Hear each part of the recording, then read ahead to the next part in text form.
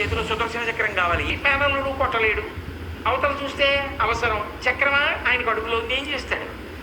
చూసి చూసి చూసి పిల్లాన్ని నవ్విస్తే పొలమారితే చక్రం బయటపడిపోతుందని ఏం చెయ్యాలో అర్థం కాక ఇంత శ్రీ మహావిష్ణువు వింత చేష్ట చేశారు. ఆయన ఇలా పట్టుకొని గుంజీలు తీశారు. తీస్తే ఇంతటి విష్ణు గుంజీలు తీస్తుంటే ఏదో చిత్రంగా అనిపించింది. మాయ ఏమిటదని పక్క పక్క పక్క పక్క నవ్వాడు. ఆ నవ్వడంలో పొలమారి ఆ చక్రం బయటికి ఎక్కేసాడు. అమ్మయ్య ఇద్దే సాలరా అని పడిపోయాడు. ఒక రోజున మేనమామ గారింటికి వెళ్ళాడు విఘ్నేశ్వరుడు.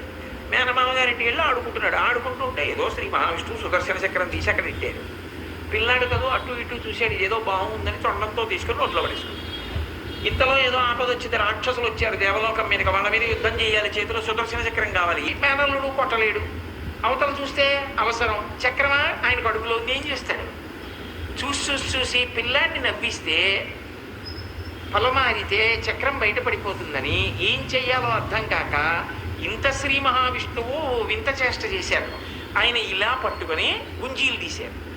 తీస్తే ఇంతటి విష్ణువు గుంజీలు తీస్తుంటే ఏదో చిత్రంగా అనిపించింది. మాయ ఏమిటదని పక్క పక్క పక్క పక్క నవ్వాడు.